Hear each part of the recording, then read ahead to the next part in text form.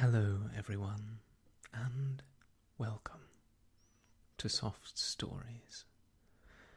I'm Stratton, and today we are going to be reading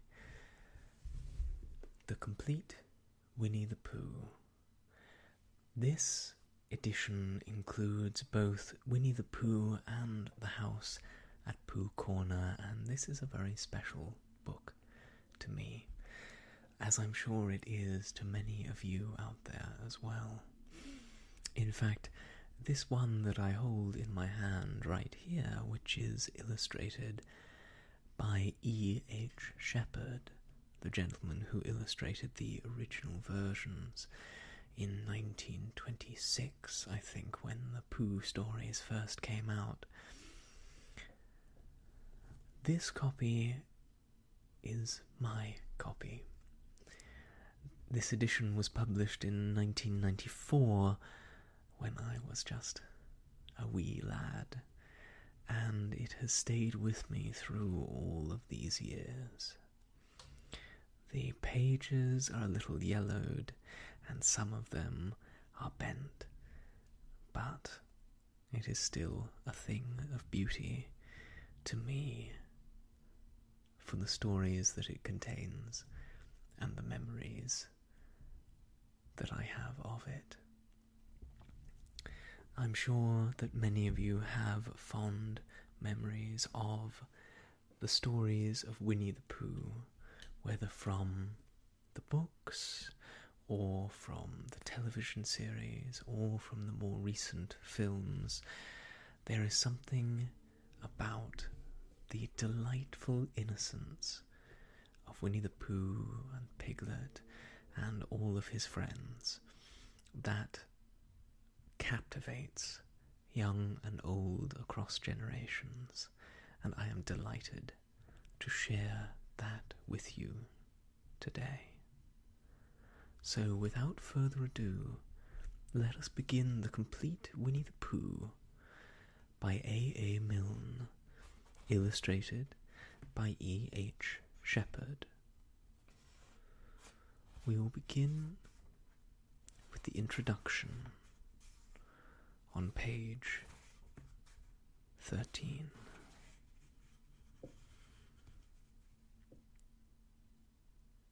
If you happen to have read another book about Christopher Robin, you may remember that he once had a swan, or that the swan had Christopher Robin, I don't know which, and that he used to call this swan Pooh. That was a long time ago, and when we said goodbye we took the name with us, as we didn't think the swan would want it any more.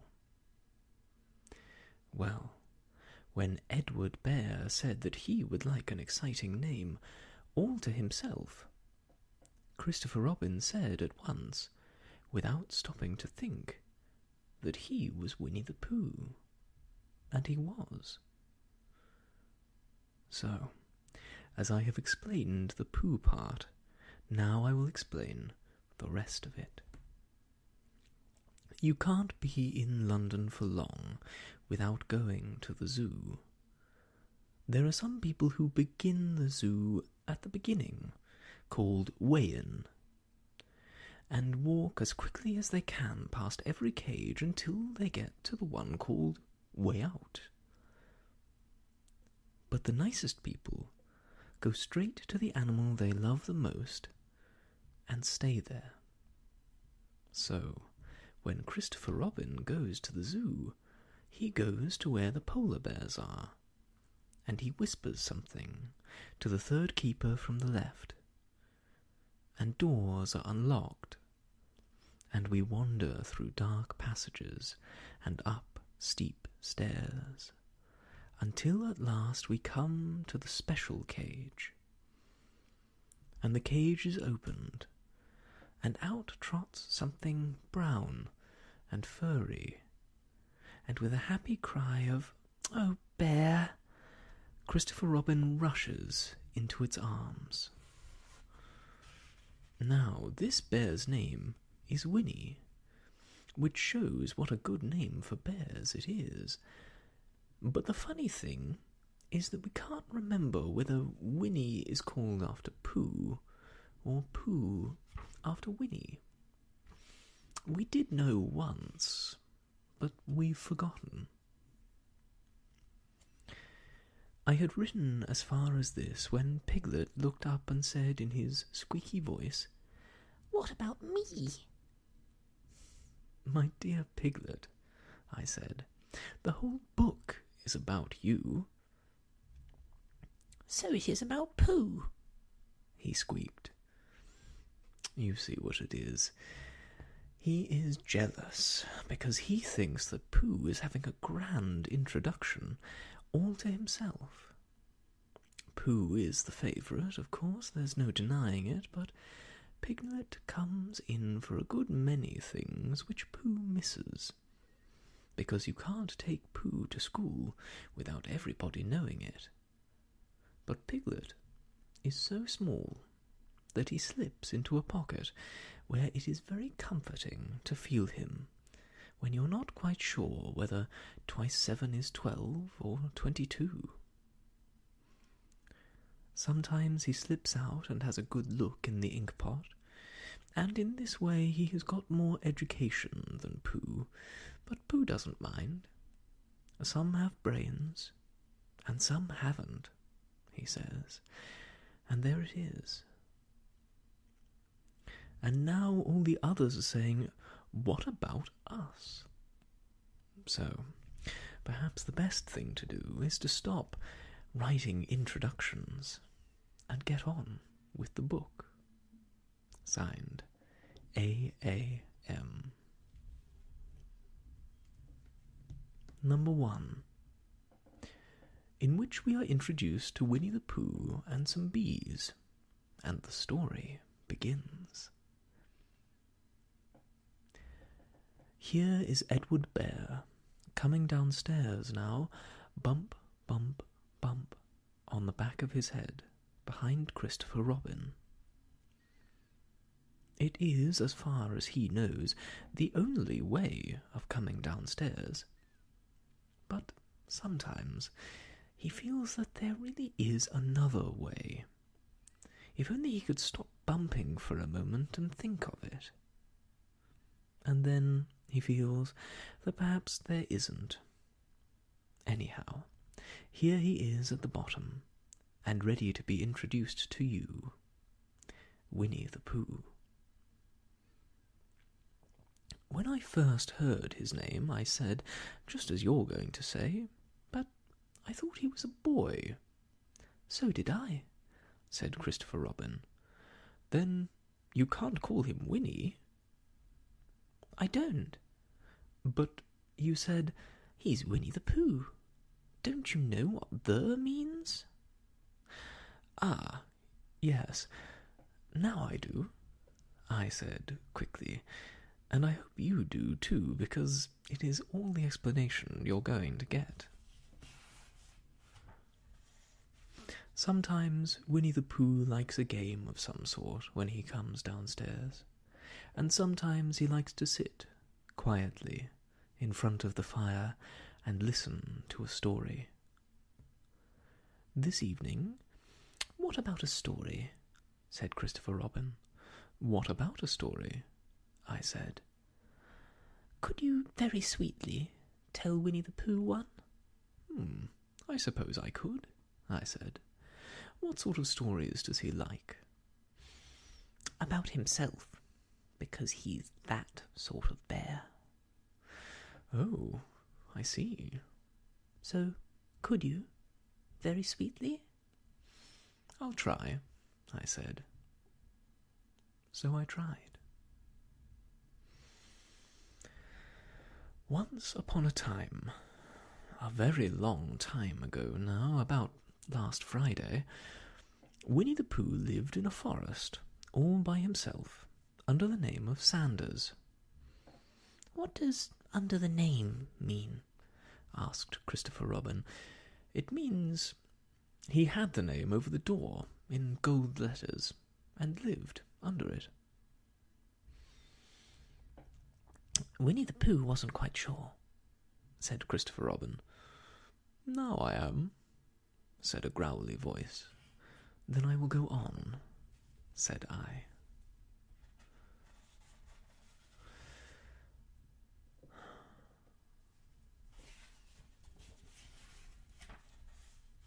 One day, when he was out walking, he came to an open place in the middle of the forest.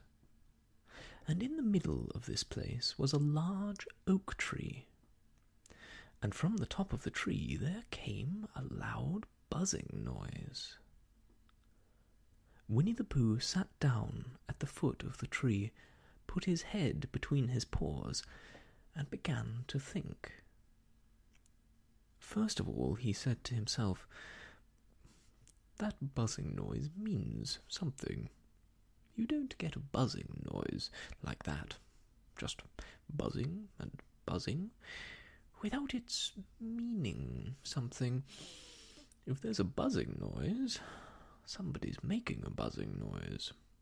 And the only reason for making a buzzing noise that I know of is because you're a bee." Then he thought another long time, and said, "And the only reason for being a bee that I know of is making honey." And then he got up and said, "And the only reason for making honey is so as I can eat it." So he began to climb the tree. He climbed, and he climbed, and he climbed, and as he climbed, he sang a little song to himself. It went like this: "Isn't it funny how a bear likes honey? Buzz, buzz, buzz. I wonder why he does." Then he climbed a little further, and a little further, and then just a little further. By that time he had thought of another song. "It's a very funny thought that if bears were bees, they'd build their nests at the bottom of trees. And that being so, if the bees were bears, we shouldn't have to climb up all these stairs." He was getting rather tired by this time, so that is why he sang a complaining song. He was nearly there now, and if he just stood on that branch— crack! "Oh, help!" said Pooh, as he dropped 10 feet on the branch below him. "If only I hadn't," he said, as he bounced 20 feet onto the next branch. "You see, what I meant to do," he explained, as he turned head over heels and crashed onto another branch 30 feet below. "What I meant to do— of course, it was rather— he admitted, as he slithered very quickly through the next 6 branches. "It all comes, I suppose," he decided, as he said goodbye to the last branch, spun round 3 times, and flew gracefully into a gorse bush. "It all comes of liking honey so much. Oh, help!" He crawled out of the gorse bush, brushed the prickles from his nose, and began to think again. And the first person he thought of was Christopher Robin. "Was that me?" said Christopher Robin in an awed voice, hardly daring to believe it. "That was you." Christopher Robin said nothing, but his eyes got larger and larger, and his face got pinker and pinker. So Winnie the Pooh went round to his friend Christopher Robin, who lived behind a green door in another part of the forest. "Good morning, Christopher Robin," he said. "Good morning, Winnie the Pooh," said you. I wonder if you've got such a thing as a balloon about you. A balloon? Yes, I just said to myself, coming along, I wonder if Christopher Robin has such a thing as a balloon about him. I just said it to myself, thinking of balloons, and wondering. What do you want a balloon for? You said. Winnie the Pooh looked round to see that nobody was listening, put his paw to his mouth, and said, in a deep whisper, "Honey." But you don't get honey with balloons. I do, said Pooh. Well, it just happened that you had been to a party the day before at the house of your friend Piglet, and you had balloons at the party. You had had a big green balloon, and one of Rabbit's relations had had a big blue one, and had left it behind, being really too young to go to a party at all, and so you had brought the green one and the blue one home with you. Which one would you like? You asked Pooh. He put his head between his paws and thought very carefully. It's like this, he said. When you go after honey with a balloon, the great thing is not to let the bees know that you're coming. No. If you have a green balloon, they might think you were only a part of the tree and not notice you. And if you have a blue balloon, they might think you were only part of the sky and not notice you. And the question is, which is most likely? Wouldn't they notice you underneath the balloon? You asked. They might, or they might not, said Winnie the Pooh. You can never tell with bees. He thought for a moment and said, I shall try to look like a small black cloud. That will deceive them. Then you had better have the blue balloon, you said, and so it was decided. Well, you both went out with the blue balloon, and you took your gun with you just in case, as you always did, and Winnie the Pooh went to a very muddy place that he knew of, and rolled until he was black all over.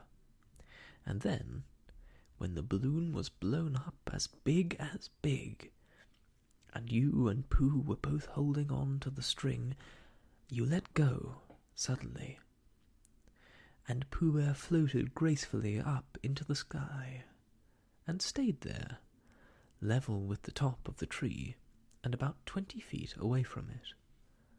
Hooray! You shouted. Isn't that fine? Shouted Winnie the Pooh down to you. What do I look like? You look like a bear, holding onto a balloon, you said. Not, said Pooh anxiously, not like a small black cloud in the sky? Not very much. Ah, well, perhaps up here it looks different. And, as I say, you can never tell with bees. There was no wind to blow him nearer to the trees, so there he stayed. He could see the honey, he could smell the honey, but he couldn't quite reach the honey. After a little while, he called down to you. Christopher Robin, he said in a loud whisper. Hello. I think the bees suspect something. What sort of thing? I don't know, but something tells me that they're suspicious. Perhaps they think that you're after their honey. It may be that. You can never tell with bees. There was another little silence, and he called down to you again.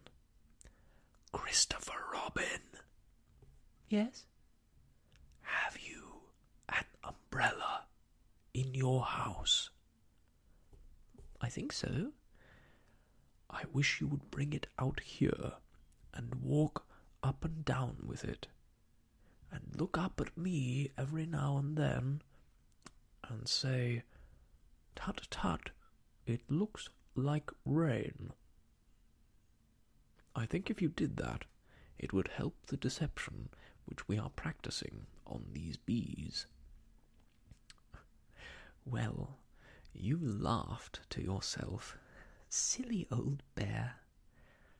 But you didn't say it aloud, because you were so fond of him, and you went home for your umbrella. "Oh, there you are," called down Winnie the Pooh, as soon as you got back to the tree. "I was beginning to get anxious.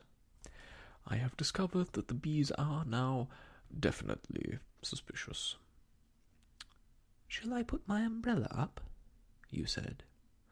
"Yes, but wait a moment. We must be practical. The important bee to deceive is the queen bee. Can you see which is the queen bee from down there?" "No." "Ah, a pity.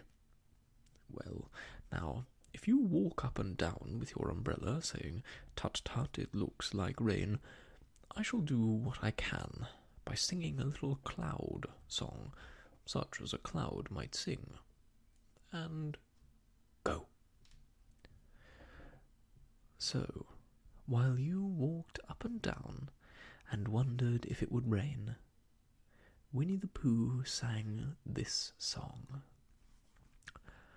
"How sweet to be a cloud, floating in the blue. Every little cloud always sings aloud. How sweet to be a cloud, floating in the blue. It makes him very proud to be a little cloud." The bees were still buzzing as suspiciously as ever. Some of them, indeed, left their nests and flew all round the cloud as it began the second verse of this song.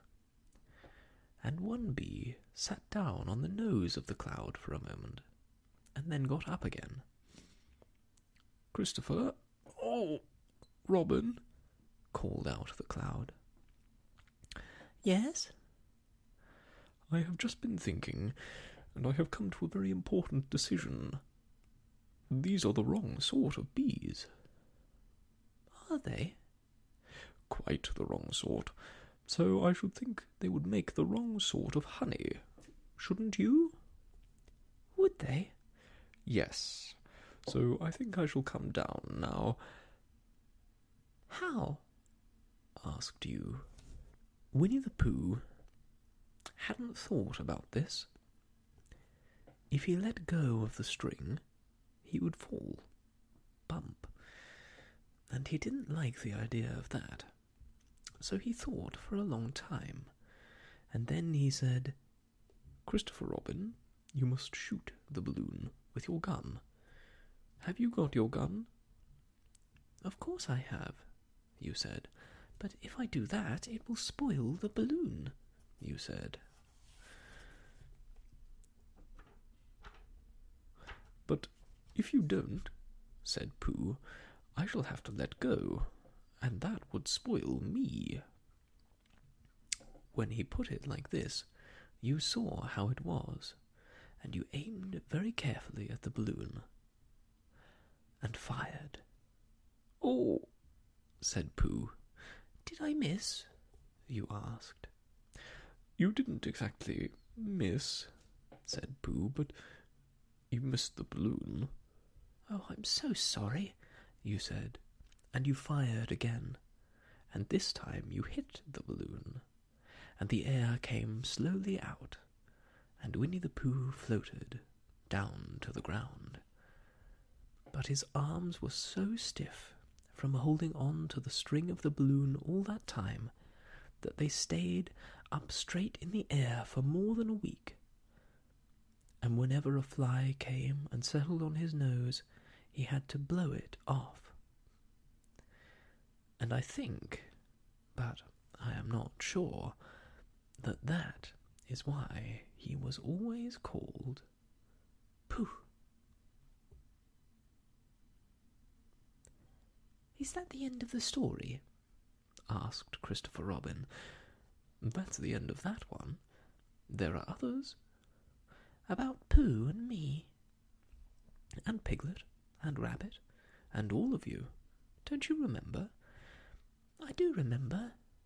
And then, when I try to remember, I forget." "That day when Pooh and Piglet tried to catch the heffalump, they didn't catch it, did they?" "No." "Pooh couldn't, because he hasn't any brain. Did I catch it?"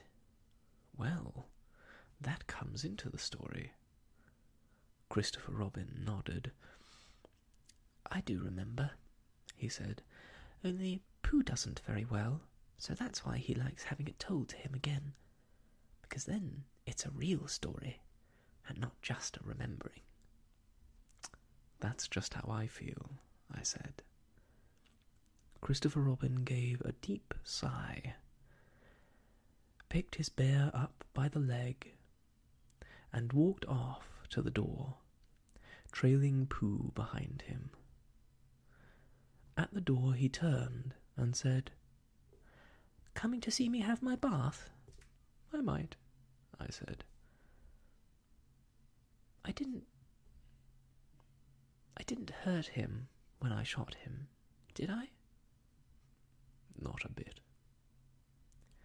He nodded and went out, and in a moment I heard Winnie the Pooh bump, bump, bump, going up the stairs behind him. And that, my friends, is the first story of Winnie the Pooh. I hope you enjoyed it, and I hope you will look forward to next time. The next time that we continue Winnie the Pooh. Because I have great fondness for these stories, and sharing stories that I am fond of is a great pleasure.